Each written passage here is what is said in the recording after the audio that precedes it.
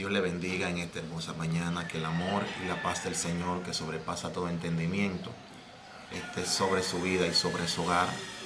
En esta mañana que el Señor nos brinda, queremos compartir un tema, el cual es de suma importancia, y es el arrebatamiento de la iglesia.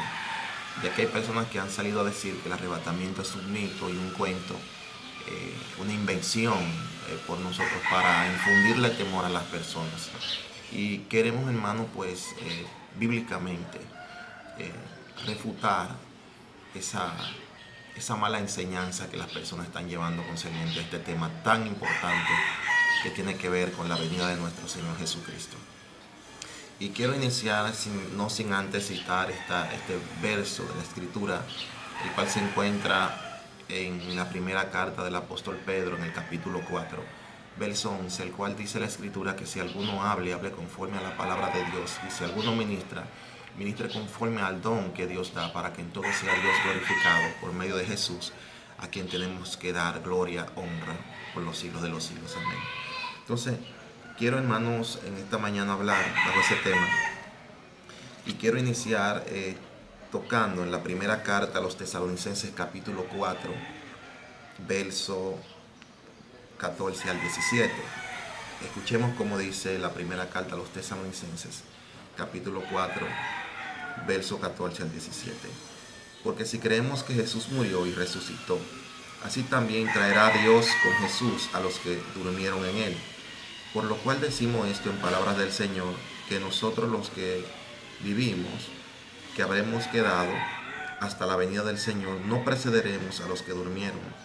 Porque el Señor mismo, con voz de mando, con voz de arcángel y con trompeta de Dios, descenderá del cielo, y los muertos en Cristo resucitarán primero.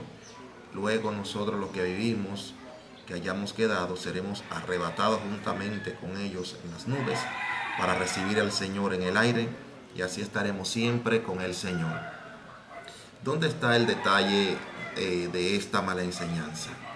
La persona que sale diciendo que esto es una invención y que es un cuento, que el arrebatamiento no es un evento oculto, no es un evento que va a ocurrir de repente, él hace una comparación aquí en Apocalipsis capítulo 1, verso 7. Al parecer es una persona que no maneja mucho lo que tiene que ver, o desconoce lo que tiene que ver con los temas escatológicos. Dice aquí Apocalipsis 1:7, y aquí viene con las nubes, y todo ojo le verá, y los que lo traspasaron, y todos los linajes de la tierra harán lamentaciones por él. Sí, amén. Presta atención a estos dos pasajes de la Escritura. ¿Qué ocurre? Esta persona dice que este pasaje de la Biblia, como dice que todo ojo le verá, que de donde nosotros sacamos el arrebatamiento será un evento escondido, será un evento oculto, será un evento que solamente el pueblo del Señor, al instante de ser levantado, se dará cuenta. Y bueno, ya las personas, cuando empiecen a mirar, que empiezan a faltar aquellos que amamos al Señor, que ya no estaremos en la tierra. Nosotros nos basamos, aparte de que la primera carta a los Tesalonicenses, capítulo 4, verso 14 en adelante, que hay algo que quiero tocar aquí en el verso 14, dice que si creemos que Jesús murió y resucitó, también traerá a Dios con Jesús aquellos que durmieron en él. O sea, si se traerá con Jesús, está hablando de que las personas que han muerto en el Señor se encuentran en la presencia de Dios, y ese día del arrebatamiento vienen, porque por eso es que Pablo habla acerca de que no precederemos, no le vamos a adelantar a aquellos que ya han dormido en el Señor. Esas personas vienen a recibir un cuerpo glorificado. Bendito el nombre del Señor para siempre. Esas personas vienen con el Señor. Y estos eventos o estos pasajes son pasajes muy distintos. En el capítulo 1, verso 7 habla del juicio, tiene que ver con el juicio del Señor, que es lo mismo que habla en el capítulo 19 de Apocalipsis, verso 11 en adelante, donde dice que vi el cielo abierto y vi uno que venía en un caballo blanco, que habla ya ahí del Señor. En los primeros pasajes donde habla del caballo blanco es el anticristo, pero aquí en el capítulo 19, verso 11 en adelante, sí habla del Señor mismo, que este pasaje sí está relacionado con Apocalipsis capítulo 1, verso 7. Observe cómo dice Apocalipsis 19, verso 11 al 16. 19, verso 11 al 16. Entonces vi el cielo abierto, y aquí un caballo blanco, y el que lo montaba se llamaba Fiel y Verdadero, con justicia juzga y pelea. Sus ojos eran como llamas de fuego, y había en su cabeza muchas diademas, y tenía un nombre escrito que ninguno conocía sino él mismo, y estaba vestido de una ropa teñida en sangre y su nombre es el Verbo de Dios. Y los ejércitos celestiales vestidos de lino finísimo, blanco y limpio, le seguían en caballos blancos. De su boca sale una espada aguda para herir con ella las naciones y las regirá con vara de hierro. Y él pisa el vino del furor y la ira del Dios Todopoderoso. Y en su vestidura y en su muslo tiene escrito este nombre: Rey de Reyes y Señor de Señores. Este pasaje, que tiene que ver con el juicio del Señor, hace referencia al pasaje del libro de Isaías capítulo 63, donde el profeta ve el Señor, donde vienen sus vestidos teñidos en sangre o teñidos de rojo. Y él dice: ¿de dónde viene? Entonces la respuesta que da dice: vengo de pisar el lagar de la ira, de la ira en mi furor, o sea, hablando del juicio que tiene que ver con las naciones. Este pasaje de Apocalipsis 19:11 sí está relacionado al pasaje del capítulo 1 de Apocalipsis, verso 7. Entonces, ¿qué ocurre? Cuando nosotros ligamos estos pasajes con la primera carta a los tesalonicenses, entonces no vamos a entender realmente de qué habla. La palabra arrebatamiento viene de una palabra griega que se deriva de arpazo, que es donde algo es tomado rápidamente, sacado del lugar, es lo que da a entender, y movido a otro lugar, que es lo que Cristo va a hacer con la iglesia. Por ejemplo, este pasaje se relaciona el pasaje de la primera carta a los tesalonicenses, capítulo 4, verso 14 en adelante.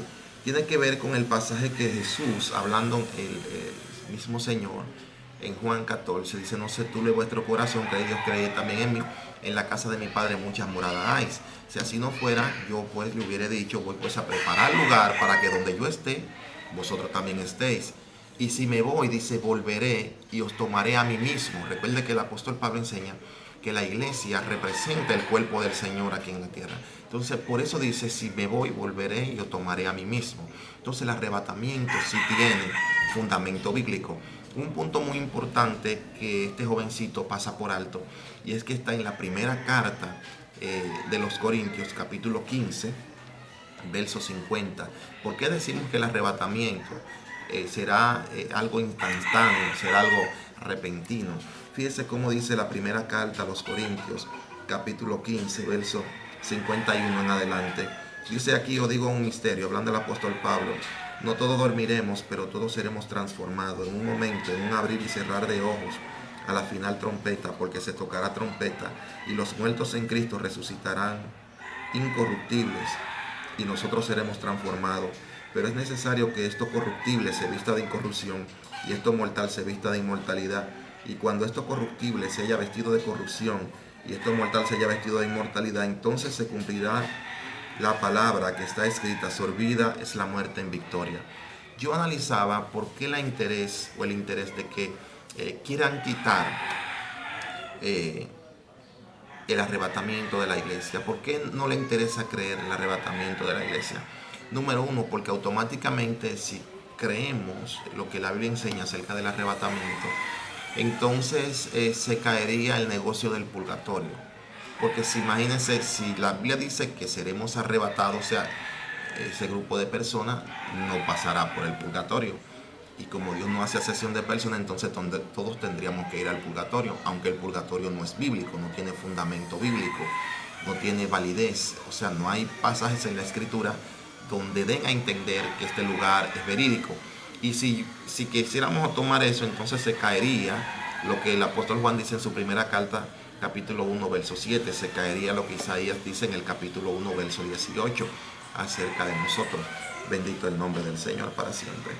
Quiero tocar un punto muy importante. Se dice en la primera carta a los tesalonicenses, capítulo 4, verso 14, que si creemos que Jesús murió y resucitó, también traerá Dios con Jesús a los que durmieron en él. Está dando a entender que el creyente, cuando muere, asciende a la presencia del Señor. Así como el que muere en pecado desciende a las profundidades del infierno a esperar el día del juicio, conforme a Apocalipsis 20, verso 11 en adelante, que tiene que ver con el juicio del gran trono blanco, que es donde Dios juzga a los pecadores, y dice que el infierno entrega a los muertos que hay en él para ser juzgado aquel día. Pero el que muere en Cristo asciende a la presencia del Señor, conforme a la carta a los Filipenses capítulo 1, verso 22-23. El apóstol Pablo enseña que preferiría, le sería muchísimo mejor partir y estar en la presencia del Señor. O sea, el que muere en la bendición, haciendo la voluntad de Dios, asciende a la presencia del Señor, no pasa por un lugar a pulgar. Recuerde lo que Salomón dice en Proverbios capítulo 15, verso 24, donde enseña y dice que el camino de la vida está hacia arriba para el entendido, para apartarse del Seol abajo. O sea, dando a entender que el camino de la gloria, de la patria que espera aquellos que estamos haciendo la voluntad del Señor, se encuentra hacia arriba. Entonces, si dice que Dios traerá con Jesús, da a entender que las almas que han muerto ascienden arriba a la presencia del Señor, están en la presencia del Señor. El día que Cristo venga a buscar la iglesia, fíjese que dice la Escritura, en un abrir y cerrar de ojos, conforme a la primera carta a los Corintios, capítulo 15, verso 52. Dice, en un momento, en un abrir y cerrar de ojos, a la final trompeta, porque se tocará trompeta y los muertos serán resucitados incorruptibles y nosotros seremos transformados. O sea, aquellos que han muerto ascienden a la presencia del Señor, descienden con Cristo.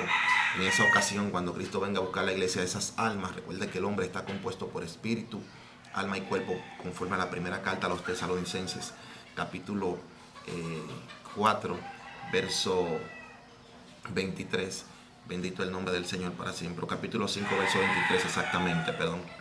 Y también recordemos en Génesis 35, donde Raquel está dando a luz a Benjamín, dice que el alma se le salió y ella murió. También en el primer libro de los Reyes, también hay un pasaje donde hace mención que Elías está orando por el niño, recuerda el niño que había muerto, y dice la Biblia que el niño muere y Elías ora para que el alma vuelva del niño. O sea, el hombre tiene un alma. Y conforme a la primera carta a los Corintios, capítulo 15, verso 45, dice, y fue hecho Adán primer alma viviente. O sea, habla de un alma. El hombre tiene un alma. Y esa alma tiene un lugar determinado a donde ir. Ahora, recordemos que el cuerpo también fue tomado del polvo de la tierra y tiene un lugar a donde ir. Conforme a Génesis 3, cuando Dios está estableciendo los juicios, le dice claramente, del polvo fuiste tomado y al polvo volverás.